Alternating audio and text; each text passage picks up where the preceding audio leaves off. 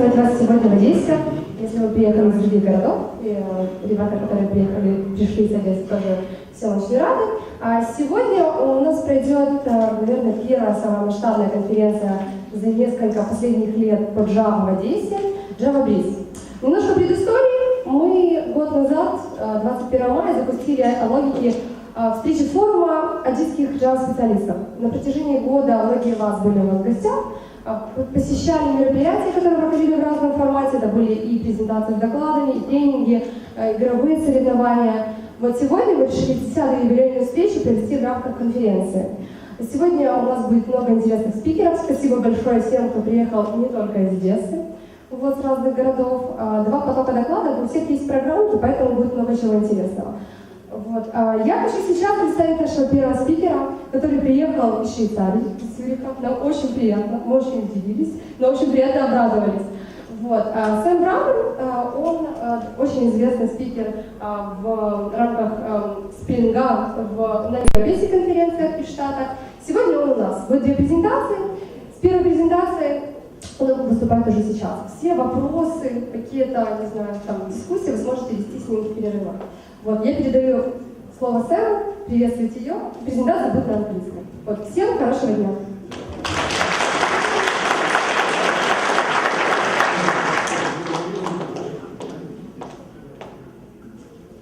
Can you hear me? Is it good? Yeah.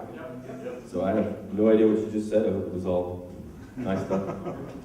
First and foremost, thank you for letting me come here to talk to you today. It's an honor. I've never been to Odessa, so maybe I get to see a little more tonight. I saw it a little bit last night and enjoyed seeing the conference with you guys. Start off here. The topic of today is composable software architecture. Maybe something you're familiar with already doing, maybe something new, and also with a look at how Spring makes it possible to have a composable software architecture. So this is rather high level, kind of somewhat academic, but hopefully it gives you some inspiration to how you can organize and design your own projects. And then some of the rest of the talks later in the day will help you see how to do things in the real world, hands-on.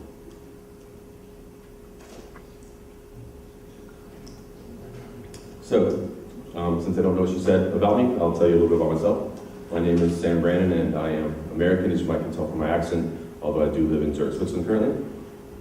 I work at a company called SwiftMind, which I founded in 2010 with some colleagues of mine, and we are Spring and Java experts, and I'm also been developing Java for over 15 years, which is quite some time for Java developers, and I am a core committer for the Spring framework. That's probably the main reason I'm here today, and I've been doing that since 2007. I'm basically in charge of the Spring testing support, so the test module, the Spring test context framework, if you're familiar with that. And I'm also a Spring trainer and a presenter on topics such as Spring testing, Java, and OSGI. Yeah, so my company, as I mentioned, SwiftMind, we're experts on enterprise Java, focusing primarily on the Spring framework for myself, the Java EE in general, as well as OSGI, Agile, Scrum, best practices in software engineering, etc. We're in Zurich, and here's some information if you want to check us out on Twitter or the web page. So first up on the agenda, we'll take a few minutes to talk about what enterprise applications are. What does it mean to be an enterprise application? Then we'll talk about what we've learned as a community based on experiences over the past years in the Java community. Then we'll take a look at what a composable software architecture is, what it means, what it could look like. We'll talk a little bit about Java EU plus open source, including Spring, and then specifically about how some of the Spring portfolio projects make it possible for you to have a composable software architecture. And last but not least, if there's time and interest at the end, we can talk a bit about some of the Spring 4.0 roadmap, which will be coming out later in this year. But first, just a show of hands. So I guess everyone is a Java developer, is that correct? Yes? All right. Who has used Spring before? Okay, good. And would you all say you're Java EE developers, so enterprise developers, mainly? Okay, so it's the right target audience. All right, so we'll start off with modern enterprise applications. What does enterprise mean? So I've pulled off some definitions here from Wikipedia, which is our favorite resource on the web for all information, even IT related. Yeah, so if you scan through this, what does enterprise mean? It means some kind of software used in organizations, big business, big government, typically software not used by an individual, so it's not like a desktop application. So yeah, that's all well and good, what does that mean to us as developers? If you read a bit further, you'll see there's a notion about enterprise software typically has interfaces to other enterprise services and software and is centrally managed. So this is now actually starting to say something to us as developers. Now we're getting somewhere. So then what would I say is a typical enterprise application? What are some of the aspects? First off, you're supporting some kind of enterprise business processes, so big processes, not just small little standalone applications. Code's going to be relatively large code base, but you also want to have your application be robust, scalable, and offer high performance, of course. And these things don't happen in isolation, so you're not just going to have a small little application running by itself. Typically, you want to interact with multiple external systems and services. So for example, you have to access a database, store some data, read some data, maybe pulling user credentials from LDAP, maybe sending emails via SMTP, working with files remotely, FTP, SSH, etc. We also might have some needs for some queuing or some messaging, so you have JMS and AMQP as protocols and APIs. Web services, you might have to invoke some SOAP-based web services or RESTful web services, or you may have to expose your own. And going along those lines in terms of exposing content, you're probably going to be exposing content either as for web clients such as browsers or mobile clients, etc. So these are kinds of the things that define what an enterprise application is these days, the kind of things you deal with on a day-to-day basis at a high level without looking at the actual technologies used. So, but each of these individual technologies has its own APIs and potentially different protocols and exchange formats. So you might be going over HTTP, you might be going over SMTP, you might have different third-party libraries you have to use, you might have different enterprise Java EE APIs you have to use, and you might have different formats. You might have something like XML or JSON, etc., or some kind of custom proprietary format. And these are things you have to keep in mind when you're designing your application, because you want your application to focus on your business logic and your internal domain model, and then kind of extract and shield your internal application from these external details. So, keeping all this in mind, how should we design such enterprise applications? So we'll take a look at what we've learned as a community. Over the years, some of the do's and don'ts. First off, what should we avoid? What have we learned to avoid? So hopefully everyone knows we should avoid tight coupling to the container itself. So you don't want to be tied tightly to the Java EE container. You also don't want to be tied tightly to the framework. So in the past, you would extend, for example, particular classes from a framework or from the container, or you would implement interfaces from that framework or container. And these days, that's something we don't want to do. We also want to avoid tight coupling to protocols and exchange formats within our service layer. So we want our service layer to be pure, working with our business logic, with our domain. And then we want to build what we call basically a protective layer that shields us from changes to outside protocols, etc. We'd also like to avoid monolithic deployment units, so really big bang deployment units, all the code and maybe in one project, and maybe even everything loaded up in one WAR file or one big year file in Java EE. And we'd like to avoid anemic domain models. Who knows what an anemic domain model is? Is that a familiar term? 3 or 4 people? Okay. So anemic domain model is the idea that even though we're using Java and Java is object-oriented, we want to do it kind of procedurally. So we have objects that just hold a little bit of data, don't have any actual behavior. So we've actually separated our data from our behavior, and that's an anemic domain model. So one ideal with object-oriented programming is to co-locate your data and your behavior. So that's something we'd like to avoid, is this notion of anemic domain models. And if you've heard of domain-driven design, that's an attempt to address this kind of issue. We also want to oftentimes avoid bloated transaction scripts. So in other words, having a lot of procedural code in our service layer instead of moving the data out to particular objects to focus on a more fine-grained functionality. And last but not least, some concepts from AOP. Who's familiar with AOP, Object-Oriented Programming? You good? All right. So some of the 2 main concepts here that we want to tackle with things like AOP is avoiding code tangling or scattering. So code tangling is where you have multiple concerns mixed in the same code base. And in the past, you basically kind of had to do that. But when I say in the past, I mean many, many years ago, with things like AOP, aspect-oriented programming, you can pull code out and reuse it, and also code scouring, where you have the same code used multiple places in the code base with copy-paste. So these are the kinds of things we want to avoid, but in the past were rather common in Java applications. So, with that in mind, what should we actually aim for? What should our goals be? Of course, we should aim to be modular, not just within our code, within our project, but also across our projects. In other words, have multiple projects, maybe not too fine-grained, but fine-grained enough where we're focusing probably like on the user aspect or the payment aspect, where we can have different teams or different groups of developers working on that code. And we want to have a layered architecture.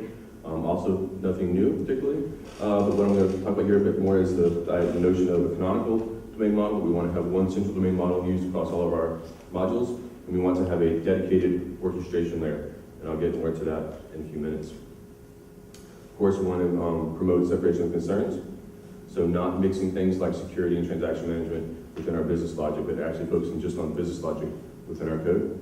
And we want to, where possible, externalize our configuration and also environment-specific configuration. So you might be deploying these days, when we talk about enterprise these days, it's not just to Tomcat, maybe you're deploying to Tomcat, maybe to Jetty, maybe to Java EE, and within the ear, maybe deploying to the cloud. So you have some different deployment environments that you want to deploy your code into, and you'd like to externalize the configuration for that.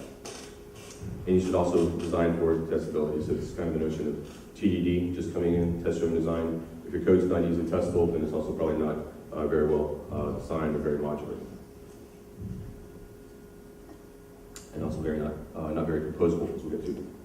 So how can we achieve these things? What kind of tools do we have to work with? Some of them very old, right? Academic, object-oriented analysis, design, and programming. We use these tools, but if we use them right, we end up with what we call a POJO programming model. Hopefully everyone's familiar with that. So plain old Java object, and I have here this at in front. So an at POJO model is kind of an extension. You've been able to use POJO programming models for years, and then with Java 5 we got annotations in Java, so that really opened up a whole slew of functionality and new features in multiple frameworks.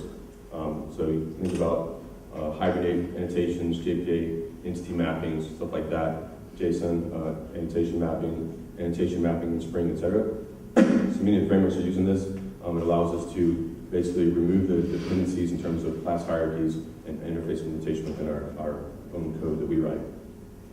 Another very nice set of tools is the kind of the combination of marshalling. So to and from different types of external formats. Maybe it's a JSON or XML into your domain entities, and also automatic type conversion. So having types automatically converted for you by your framework.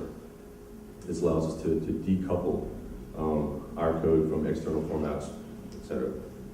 Dependency injection, also hopefully nothing new to you, but also plays in well with the POJO programming model, allowing us to program interfaces, swap out stuff, and have things like an orchestration there. Inversion of control also plays into that, and as I mentioned before, so AOP or an interceptor type model allows us to do that. Last but not least, automated out-of-container testing and CI allow us to have faster development test cycles and ensure that we have regression testing in place for refactoring.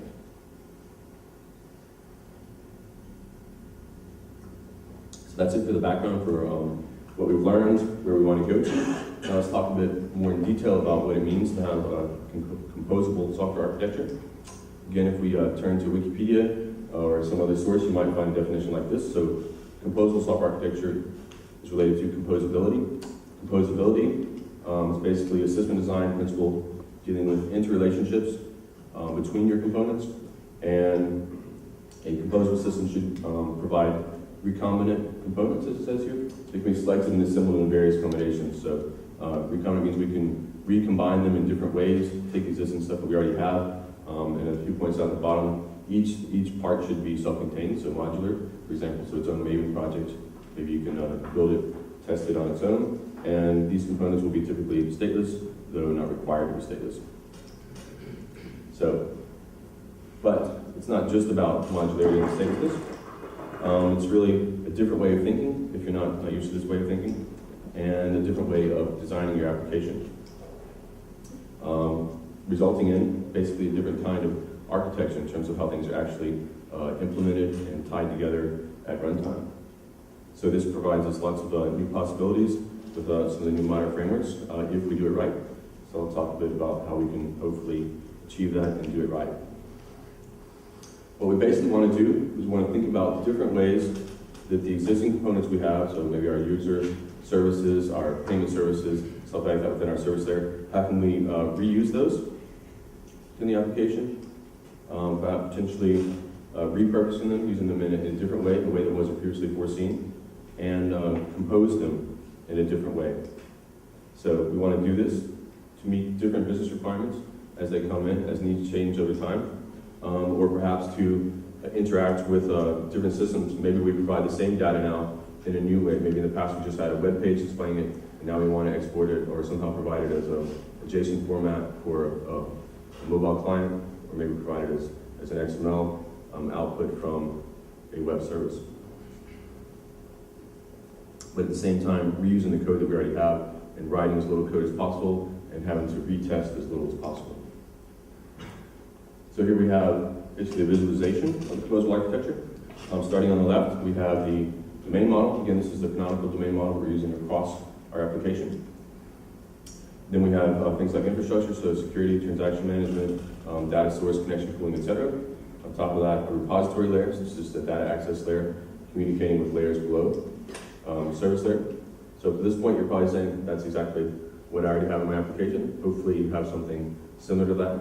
And then on top, what I'm showing here is what I call the orchestration layer. So that's kind of the new part, or the part I want you to focus on here. You might be asking yourself, how is this new? This is pretty much in every textbook. So to be honest, it's really not new if you're just looking at the diagram like that. If we took that diagram and compared it to other diagrams you've seen, then you would say that top part in green that was orchestration, well, that's really just equivalent to the web tier or presentation layer that I currently have with JSP or JSF or something like that. So, but the difference is, what I want to point out here, the difference is we want to reuse all of the existing layers. So all of the canonical domain model we had, the service layer, repository layer, infrastructure, all that configuration, we want to reuse that, not modify that, and add different types of orchestration on top of that.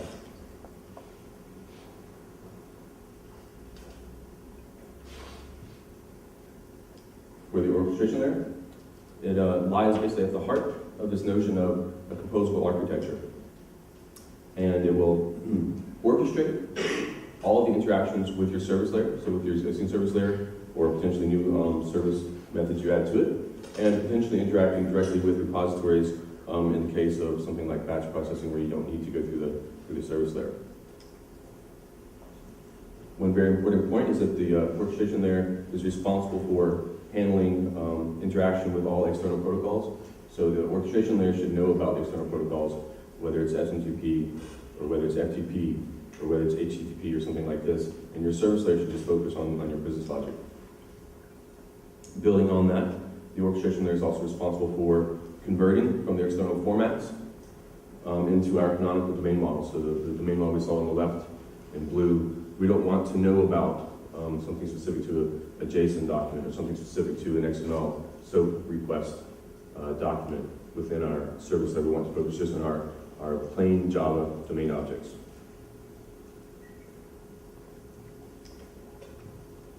So basically, by having this allows us to combine our application components in different ways and implement new features on top of it. So some common types of orchestration. First and foremost, the web tier. So you probably have a web controller dealing with on terms of protocols, HTTP, HTTPS, built into your server container, so that's part of Java EE. And then the formats, so you're basically processing an HTTP request or response, and then returning a response, dealing with request queries, etc. And then in terms of web services, we have both REST and SOAP. So HTTP, HTTPS is the protocols coming in for REST, and then dealing with formats like XML documents, JSON documents, perhaps binary payloads, etc. And you want to have that handled by your web service endpoint and then converted into your domain model for internal processing in your service layer. Messaging, you have things like JMS and AMQP. converting from JMS types, for example, into domain entities, automatic type conversion or automatic marshalling.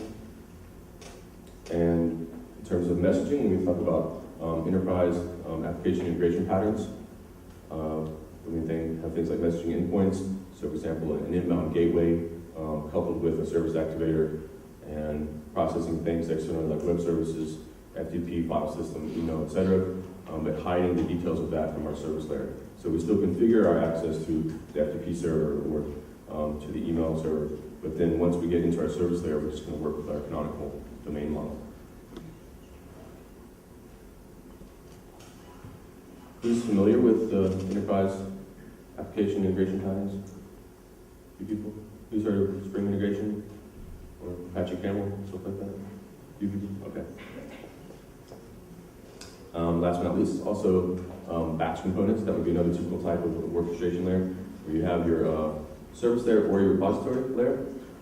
Batch is one example or one exception to the rule, where you might not be going through the service layer, but rather directly through your data access layer, because the batch processing layer, or the batch framework, should know how to start and basically manage your transactions, chunk sizing, etc., for your readers, writers, and processors. And that works with things like flat files, CSV files, SQL, etc. So these are all the typical types of orchestration that you would have built on top of your existing layered architecture. Now, in terms of Java plus open source, just a quick overview of what's good about Java EE, what we like about it. Of course, there's lots of good things, just a few points here. So common enterprise APIs, right? So an implementation, so you can reuse the same configuration and code across containers if you want to deploy to different containers. You also have great tooling and build support, obviously, these days. And over the years, we've learned on our own as a community, and also Java community process and Java EE has learned to basically benefit from some of the innovation in open source. So two main things I like to put on here: think about Hibernate, really pioneered object relational mapping, right? And that became a standard as JPA. And then things with like dependency injection and version control, really promoted by frameworks like Spring, Juice, and Seam, ended up being CDI standard in Java EE. So Java EE is definitely getting better over the years. It's a one-stop shop, and that's great if that's everything you need is in that one particular shop. But if it's not, doesn't have everything you need, then basically what you have to do is use open source frameworks to either within Java EE container or in an alternative lightweight container. Maybe you're running just in a Tomcat or just in Jetty or some other container coming up in the future that hasn't yet been developed.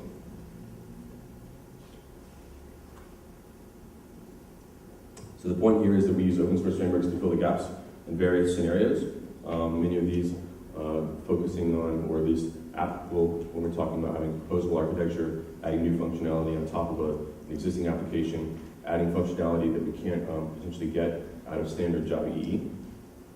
So reasons you might move to open source, pull into open source, so you want to use a different kind of web framework, some additional UI components that are available within Java EE.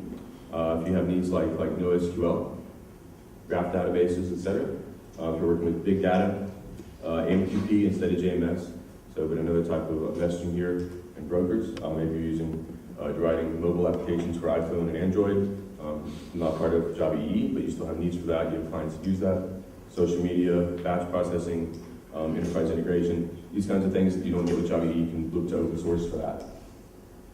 And then the list goes on from there.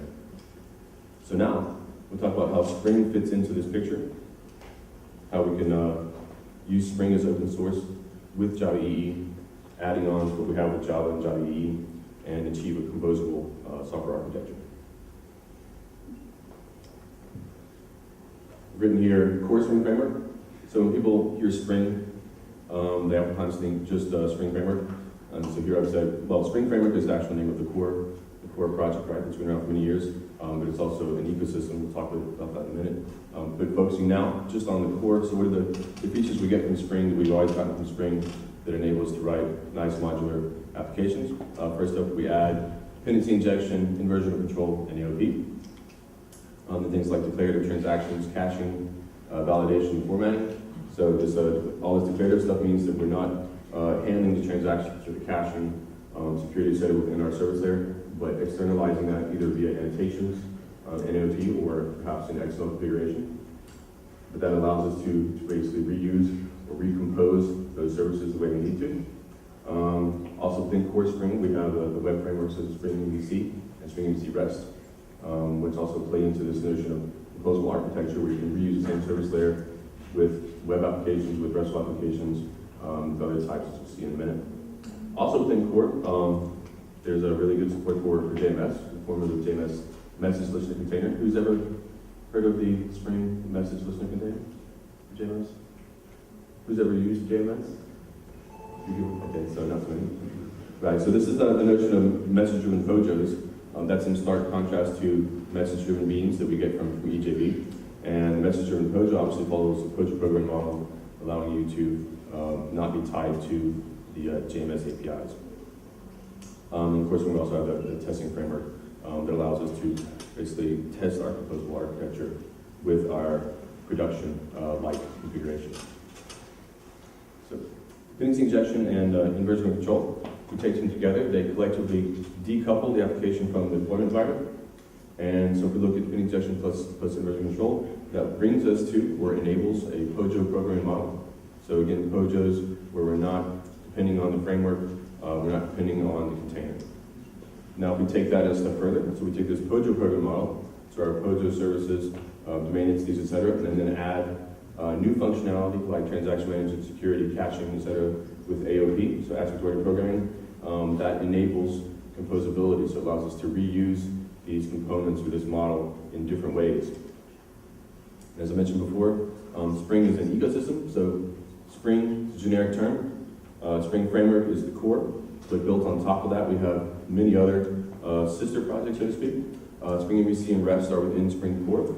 And then we have other frameworks like Webflow, security. For SOAP web services, we have a separate project. For batch processing and enterprise integration, we have Spring Batch and Spring Integration. The list goes on and on. If you want to check out the website, I have a link later on. But now let's take a look at a few of these and how they use some of these notions of inversion control, potentially AOP, automatic type conversion, etc., in order to reuse your service layer and provide additional functionality on top of that. So basically allowing you to achieve a composable software architecture. First up, we have Spring MVC and REST, basically combined together. So if we were to look in the code, we would see that in Spring MVC and REST, each of our components are controller classes, so just annotated POJOs, annotated with that controller. They're not implementing any interface or extending any classes from Spring. And the methods within those controller classes, these handler methods, and they serve as, the annotated methods within this class serve as the handler methods, so the code is invoked for Spring MVC, and in the case of REST endpoints, they serve as the RESTful endpoint handling methods. And for those, the framework itself, Spring provides automatic type conversion, so from input types from your HTTP request, for example, into methods to your method arguments and domain types. There's also data binding, so directly binding from the request parameters onto your domain model. It's also called, for example, a command object or form backing object. And then we also have this notion of marshalling, which I mentioned before. So marshalling was used less, or is used less, when you're talking about just straight up web applications. But when you start talking about applications like RESTful web applications, then you have different types of formats that you support. So different types of things or content types that you accept. You might accept JSON as a content type. You might accept XML as a content type. And for that, there's support for basically JSON marshalling, so with the Jackson mapping API, if you've ever heard of that. And then Spring supports several different OXM, so Object XML mapping technologies such as JAXB 1 and 2, Castor, XML Beans, etc. And then in terms of composable architecture, these so-called handler methods and RESTful endpoints, these are the points in your code that are actually orchestrating the service layer. So in the past, of course, you have this tiered architecture, web layer, service layer, data access layer. But if you think about it like this, what I'm talking about here with orchestration, then these handling methods and endpoints actually become part of our orchestration layer. Comparing that with Spring Web Services, if you look at the code between, for example, Spring MVC RESTful web applications and Spring Web Services SOAP-based web applications, if you actually looked at one of those classes, so an MVC controller or a Spring Web Services endpoint class, the code looks almost exactly the same if you can kind of put on your anti-annotation goggles, so looking straight at the code and maybe deleting all the annotations. The methods would almost be the same. The method signatures would almost be the same. Taking in, for example, a domain or a request object and returning a response object for a particular use case. I also have a presentation on that on SlideShare if you want a comparison for that.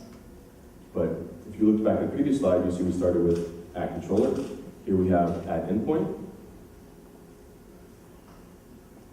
So @endpoint is an annotation specific to the Spring Web Services project. Basically, you can annotate one of your classes with that, and it says, this is a SOAP web service endpoint, and then you have particular methods within that actually serve as the actual processing endpoints.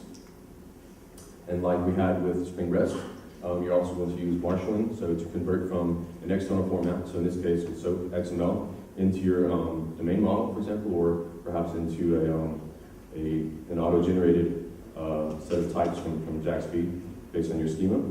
And again, you can use OXM, so this object XML mapping support within Spring to convert from that XML request into an object in your code base. Work with that object internally, invoke your service layer, and then return an object again and have that automatically converted into XML with the OX mapper.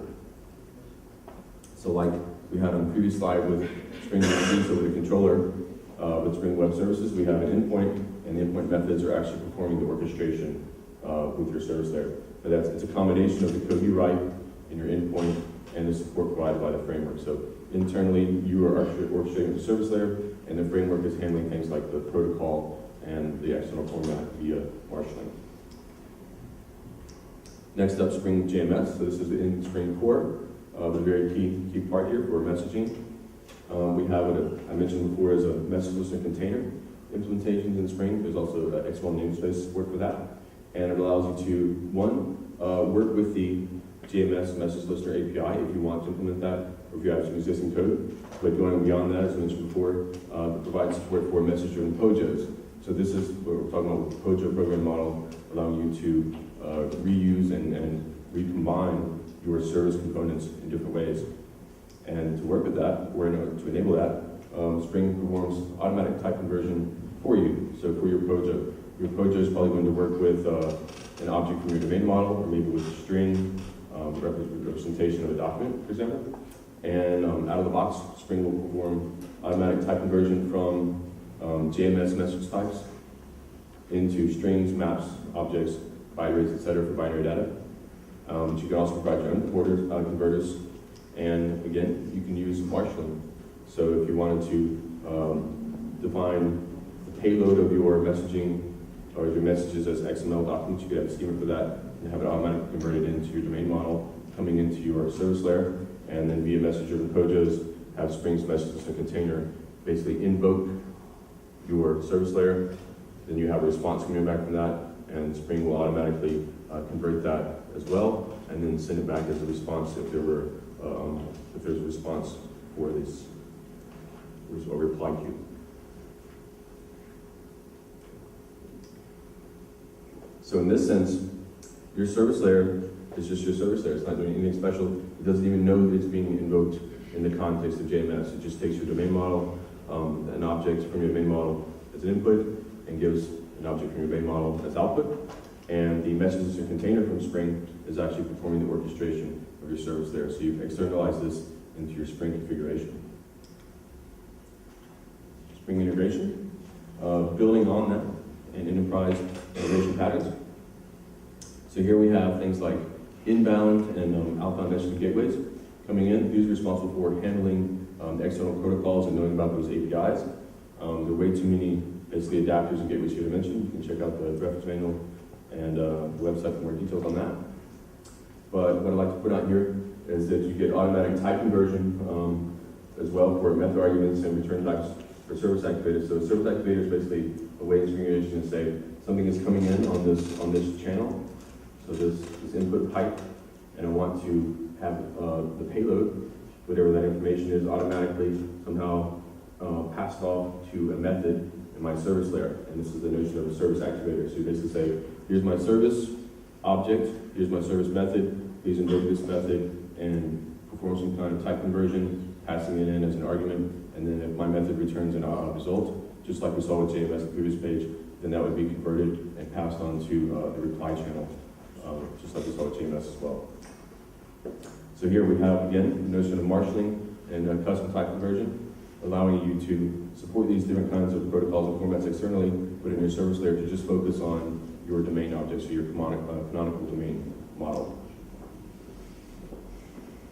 And your service layer can be converted, on the one hand, via annotations if you want to go that route, but also declaratively and externalized in your XML configuration with the XML namespaces from Spring Integration. So the list goes on. I could go through some of those other projects that I listed in the Spring portfolio and show you how they also enable this composable architecture. But I invite you to check out the reference manual or ask me questions later on if you have particular interest in that regard. But let's take a look now back at the picture we had before. Again, the domain model, canonical domain model on the left, used across all the layers, across all the modules. The same infrastructure, same repository, same service layer. And on top of that now, for orchestration, we could add in different types of orchestration. So starting off, we might add in Spring REST. We might later add Spring MVC supporting web applications, standard controllers, adding in Spring JMS. So maybe we're just gradually building up functionality of our application, or maybe this is happening over time as we get new requests, new business needs to interact with different types of systems, or to provide information in different ways. So we could also add in stuff now we need support for SOAP web services, batch processing, string integration, et cetera, et cetera. The point is that if you haven't changed anything, or hopefully not much of anything, in your service, repository, and infrastructure layers, the domain model you can keep reusing, gradually evolving over time, and then just add in different types of orchestration technologies. Again, I've listed Spring projects here as an example, but you could, for example, use something like Apache Camel for your integration, or some kind of other Java web frameworks instead of Spring MVC, etc.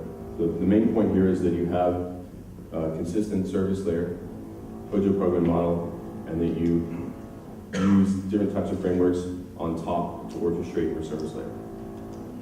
Which brings us to the basic checklist. So we want to start off, again, make sure that we've modularized our code, not just within our Java packages in one project, but across our project, across our entire application.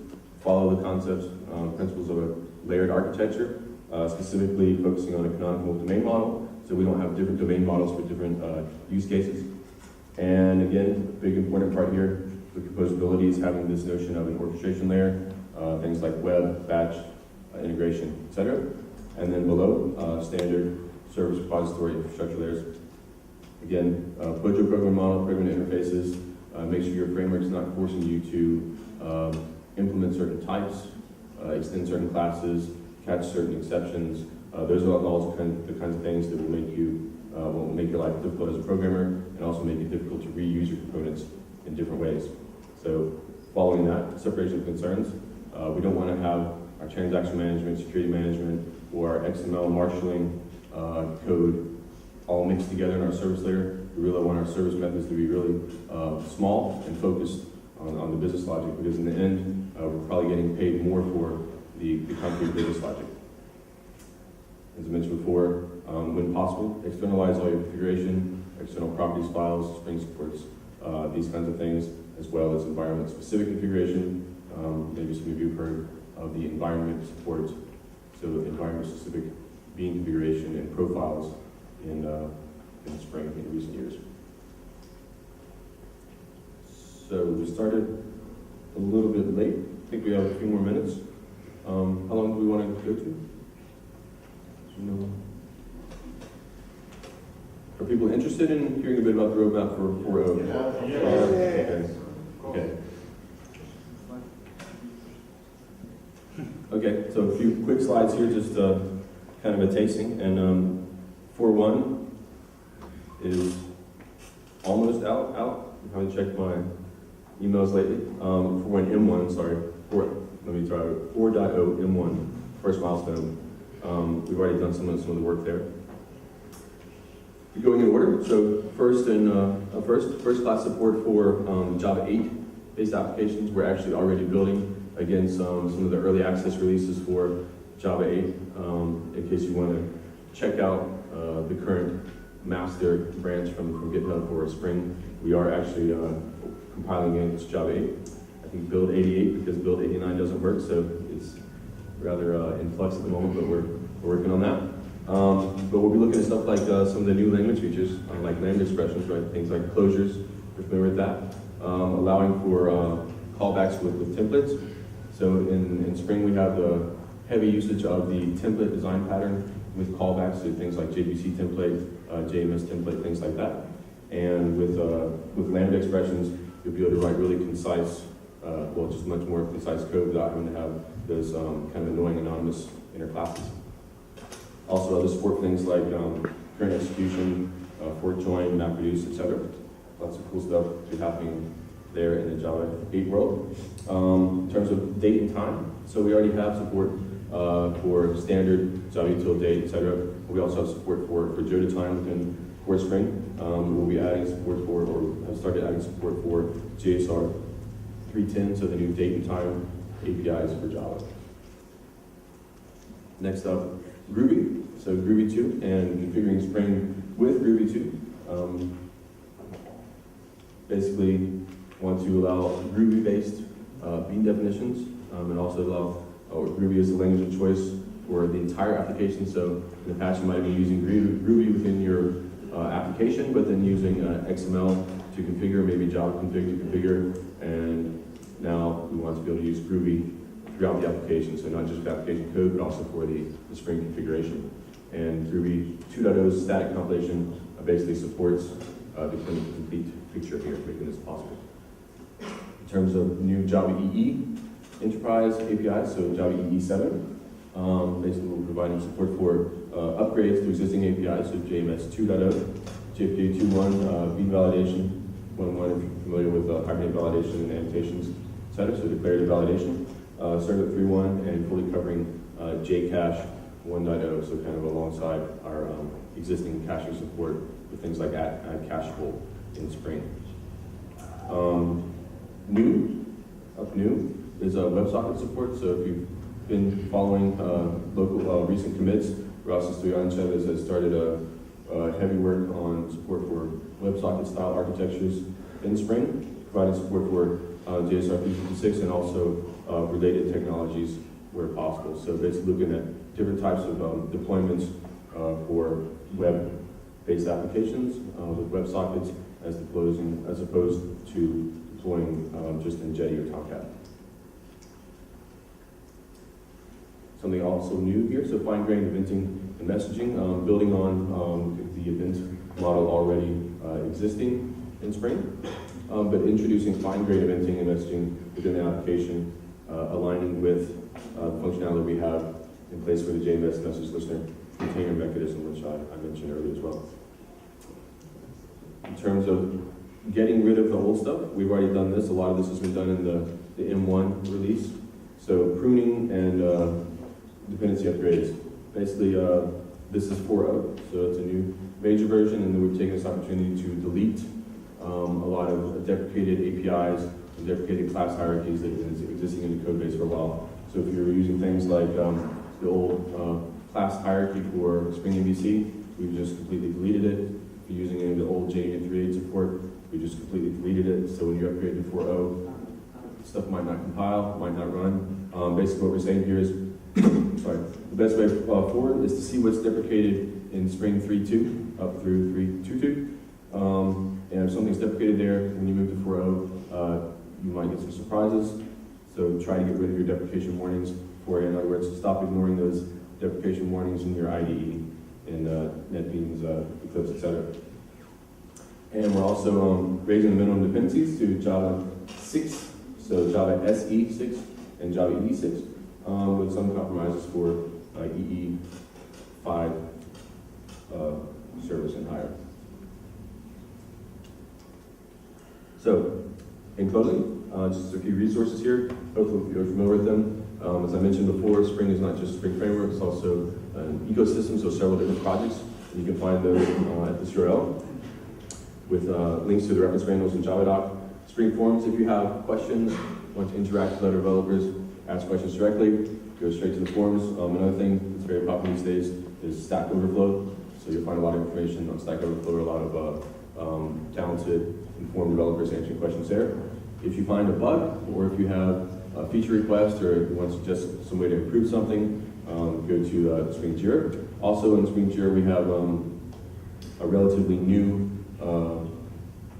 fixed version. So basically, asking for contributions. So if you want to go there and check out how could I contribute, which issues are there that the Spring team doesn't currently have time to develop, that I could maybe take on as a workable or relatively small chunk of work for myself, you can check that out. And the GitHub repository is all the source code is there at github.com/Spring Source.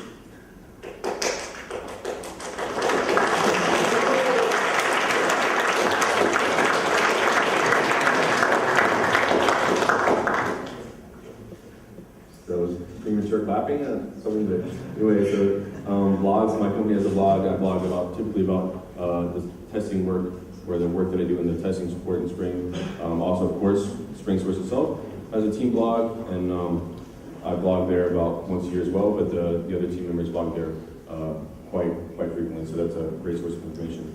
And if you want to follow me on Twitter or check out some of my other presentations on SlideShare, here's the information. And I think that's it for the time. Now, there were efforts to move to different logging, I think, so. Yes. How about that? So something like. As far as I know, and it's not currently something we're talking about. I mean, it was something that we were talking about, switching from Apache Commons logging. Yeah. Thing is, well, I don't want to speak for everyone, but from my perspective, it's a lot of work with not that much win, and there are ways to actually achieve it. So there's, I think Dave Science and other people have basically documented how you can use other logging frameworks in place via particular bridges. So there are ways to get it working without changes to Spring. Okay, so let's wait for it. And the second question, there were initiative to move from CJLib to ASM? To Java system. Yeah. From CJLib to Java system. So in 3.2, we inlined both ASM and CJLib. Yeah. So those are nice features. So in the past, you had to depend on those and make sure that the rest of your code base could work with those versions, well, at least for the CJLib version. And then in 3.2, we inlined, so using jar, if you're familiar with jar, it's basically a framework that allows you to take an existing jar and take it apart and move all the packages to different packages in your own package space. We've done that in Core Spring for ASM and CJLib. And the point is we're staying with that at the moment for Java 7 and Java 8 compatibility, bytecode compatibility. So at the moment we're not looking directly at the Java system. It's still on the radar, but not a primary focus. Anything else? Okay, so we have a break. Yeah.